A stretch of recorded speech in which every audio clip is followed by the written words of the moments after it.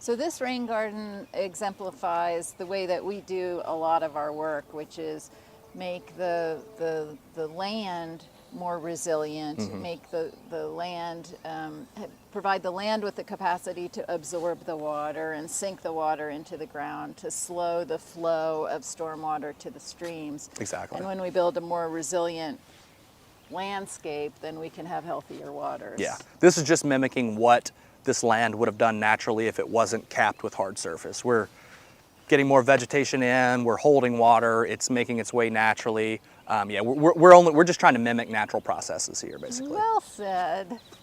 So, Will, we're here in Moss Wright Park in Goodlettsville, and we're going to talk about our stream restoration project that was funded by the Tennessee Department of Ag's 319 program.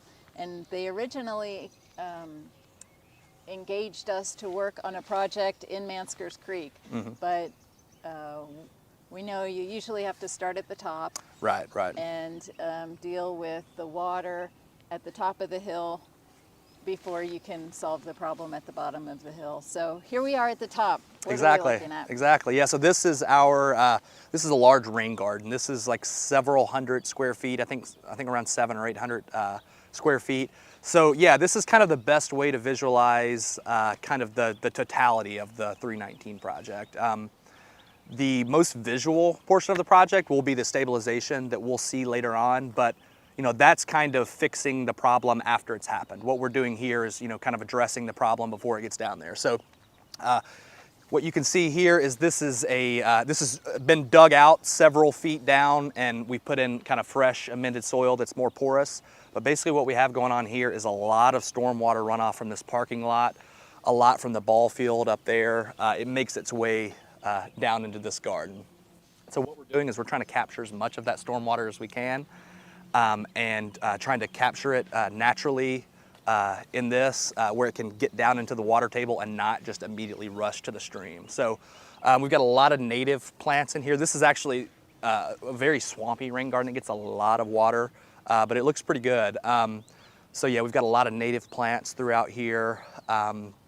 And what we'll do is we'll kind of walk on down and we'll see where this water would have ended up if it's not captured here. And it'll kind of visualize the project a little bit more.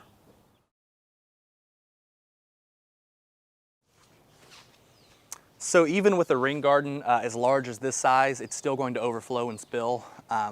Based on the amount of storm water you get, you just can't really make them large enough to capture, you know, enough rain from a three-inch event. So basically what we do here is we know it's going to spill, we know it's going to overflow, so I want water to basically go where it was going anyways. I don't want to change the flow or change the hydrology anyway. So the water was kind of backing up here, so what we did is we carved this area out, packed it with stone, and this is basically kind of like the check dam, kind of where it's allowed to spill over. So you can actually follow this flow pretty well and see where the water was going to head, where some of it has ended up, but really what we're addressing. So it flows down here, and then it actually almost does like a grass swale, kind of swampy area. If this water is not captured here, it's going to make its way down to the stabilization there. So what we're doing here impacts the next minor bank stabilization, which then impacts the larger bank stabilization. So everything we're doing in this park is kind of building on itself,